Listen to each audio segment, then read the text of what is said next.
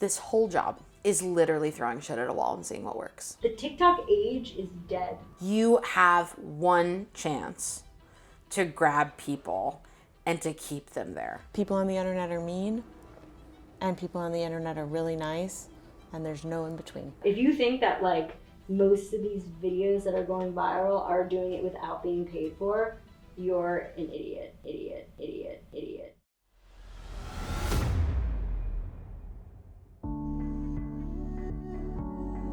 So far, we've focused on the song making process. Well, on today's episode, I sat down with three generous artists, Kate Yeager, Marlo the Barbarian, and Jess Kantorowitz of Boys Go to Jupiter. We talk about different tactics and tools that I have at my disposal en route to 1 million streams within the first 7 days on my debut single.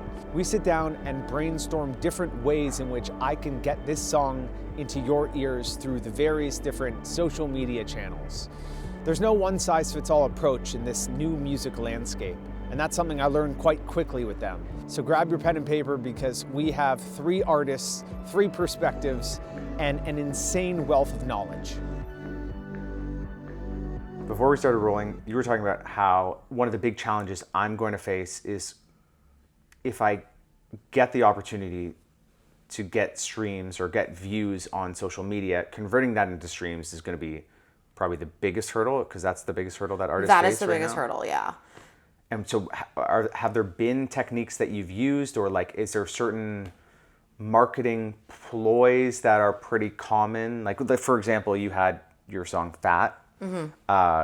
That went viral, correct? Yes, but that was a song that did well on streaming, but it didn't hit the goal you were trying to reach. Right. It hasn't even hit 1 million streams yet, and that is a song that has tens of millions of views on it on socials. That didn't convert. I did everything that I could in my power to get it there, and I will say that even though it didn't like do millions and millions and millions of streams like it did with views, the people that found it and the people that love it are people that will be with me for a very long time. So it was a community that was built Yes. or grown from. Yes, very much so. Yeah. Of like, if you go through the comments on that song, it's just like everybody's sharing their story of what happened. Right. And that is irreplaceable. Planning for that virality seems to be just, as you said, just like kind of like a crapshoot. You just throw enough shit at the wall, see what sticks. But are you doing that before the song is released? Yeah. But you don't want to do it too far in advance, because remember, people's attention spans, like all of us, we're stuck on our phones. Every single one of us, we're scrolling through all the time. Yeah. You have a chance to grab somebody. Right. And if you grab them, let's say a month before the song comes out, there is no telling that music is going to find its way back to them. Right. It is literally, you have one chance to grab people and to keep them there. So like, even I started posting about Pat, I was like, I'll do it 10 days before. Right. Even with that, I was posting 3 times a day on TikTok, different, like regurgitations of content. And by day 2 or 3, it went viral. So I still had a week. And to get people to stay for a week and consistently post 3 times a day for that week and to keep going and to keep trying to pull people back was so hard. There's no experience like going viral. It is literally like the most overwhelming situation I've ever experienced. Can you talk us through it? Especially on Instagram, because it went viral on Instagram. I just like posted a video on a Thursday night. I was like, okay, have the acoustic video done. I split it up into a bunch of different things. I like threw a video clip up, and I literally walked into my wife's show. I threw it, I posted it, 9 p.m., walked out, was like, okay, whatever. That, by the next day, it had already had 1 million views. That's crazy. It was fucking insane. I went from 7,000 followers to like 50,000 over the course of a couple days. Like, just like that. on Instagram. Walk us through those first few days. Like, what are the emotions like? Are you trying to respond to every single post, like comments? Like, oh, girl, yeah, you are, but they limit you. They limit you? Yeah. So on TikTok specifically, if you go viral and you try to respond to everybody's comments, which is like what you're supposed to do as an artist, is like, especially one that is smaller, is to like really start to build those connections. You cannot keep up with the sheer amount of comments. So I literally bought a Bluetooth keyboard and a mouse and set my phone up so that I could do it. I could attach them so I could my fingers were hurting trying to keep up. That is insane. And so I literally am sitting there click, trying to get through as many as I can before TikTok is like, all right, you're done. Wow. You can't comment. You can't do anything. You're in TikTok jail for 24 hours. So on Instagram, when you have something that goes viral, there's kind of a different weird thing that happens, which is they shoot it out to all the people who would love it. And then they are able to calculate exactly who would hate it. So the first 3 million views were people that loved it. Or the 4 million views, really. The next 3 million were all people telling me to kill myself. What an emotional roller coaster that would be. Yeah, so it's a week of crazy highs, and then a week of crazy lows, and then a week of a mixed bag. And then by the end of it, you're I have 100,000 followers, and what the fuck is happening? Right. You literally are well, then how do you keep engaging all of these people? Because, right, they just click follow because they enjoy the content, Totally. but how do you get them to stay? How do you get them to interact? How do you get them to feel really rooted in this thing that you're doing? Mm-hmm. And honestly, I tried, but I don't know if I did it well. And you tried by commenting, by posting, by interacting in different ways. I literally one comment was I will Venmo you to never show up on my screen again. So I took the comment, I put Fat behind it, and I literally just stood there with Fat playing in the background. Yeah. That comment, and then I said, and that was, I just put my Venmo handle. That is exactly what I would have done. That's amazing. That's so fucking good. One time somebody called That's incredible. One time somebody called me a whale, and I was like, all right, we're gonna go to the YMCA pool. I'm gonna go swimming. And I was like, I did this on purpose. Oh God. Oh no. But there's only so much you can do, you know? Yeah. Do those comments get to you? I mean, I'm petty. There was this guy who was I hope you take your guitar strings and wrap them around your neck, essentially was what he said. So then I went on his profile and I found his girlfriend. And I was like, hey, I just want you to know what your man's up to on the internet. It would be really hard for me to say that those comments didn't get to me. Yeah. And also, the way that I have rationalized it is the way that I was taught to talk to myself, they were also taught something different, but they were taught that is a learned thing. Right. And if that is how they're talking to me, I cannot even imagine how they're talking to themselves. As if this journey didn't have enough hurdles, we have 2 more problems that Kate just pointed out. The first one is the conversion catch. Just because a song goes viral doesn't mean that converts into streams, and navigating that and bridging that divide is something I'm gonna have to experiment with. And the second one is, well, there are a lot of really nice people out there, but it turns out some of you are pieces of shit. So I guess I'm gonna have to mentally prepare for that. In terms of the streaming economy that we're in, has there been a different approach that you've considered?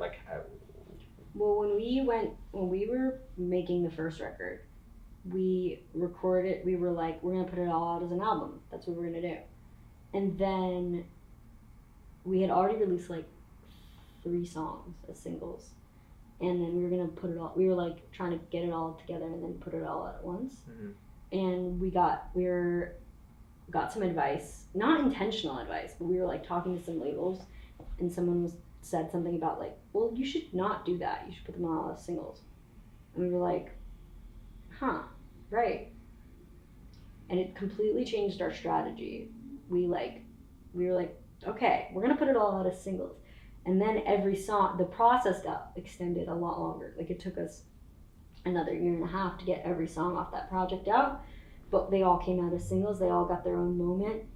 And then we got another moment when we put up the last 3 songs that were a little bit more of the bookends of the project.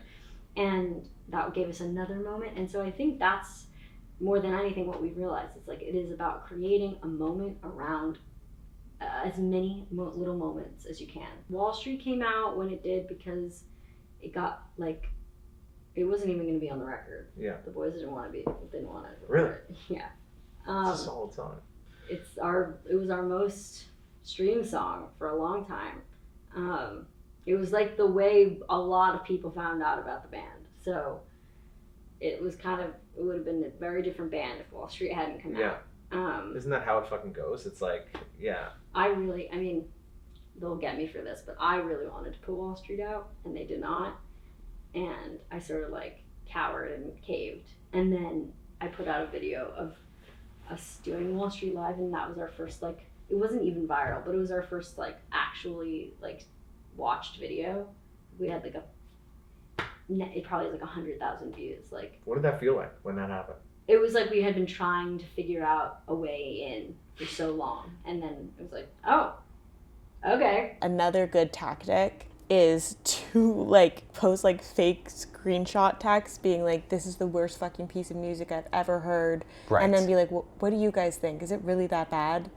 And that will like build streaming. Do you think there's a world in which this gets 1 million? I think you'll have to work very hard. Yeah. It is like a very powerful vocal performance. You should do you playing it on the piano and try to like build up hype, and you have to do the same thing over and over and over and over and over and over and over again. I watch people who I find them and I am like, oh, and they're playing the song live.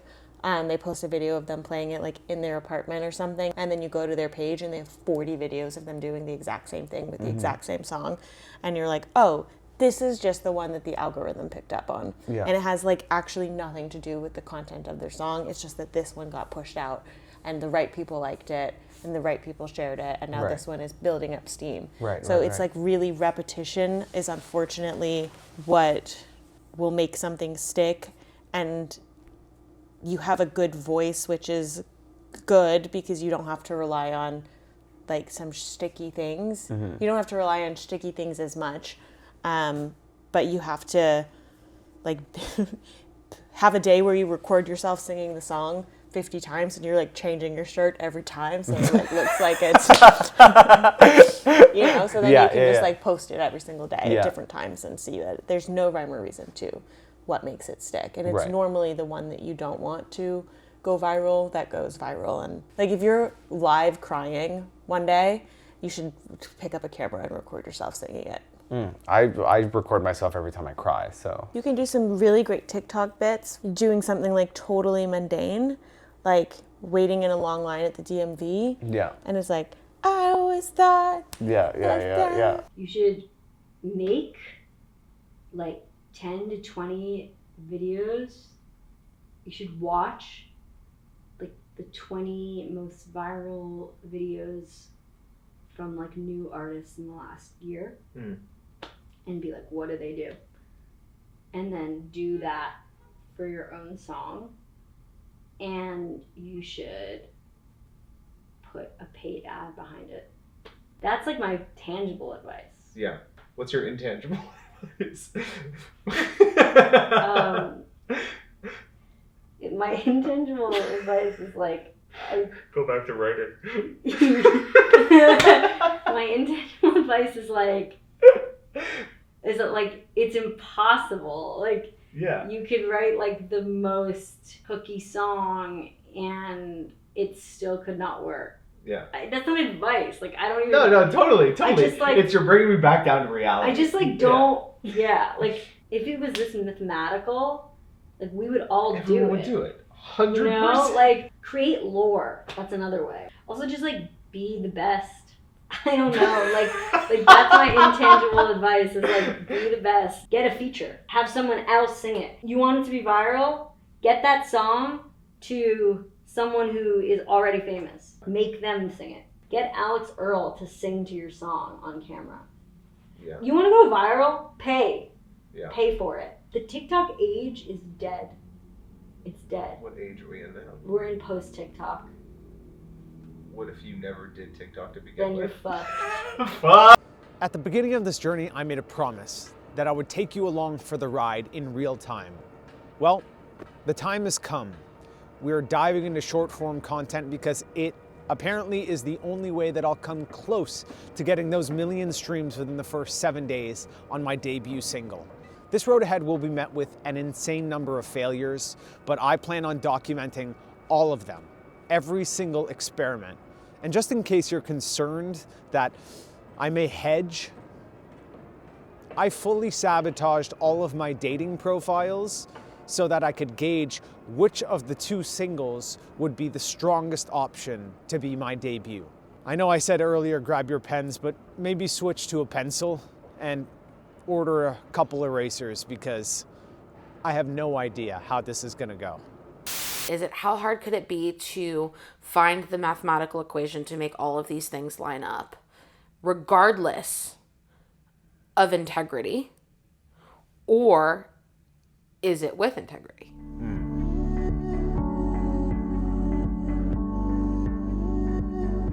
I hope it happens. I don't know how it will.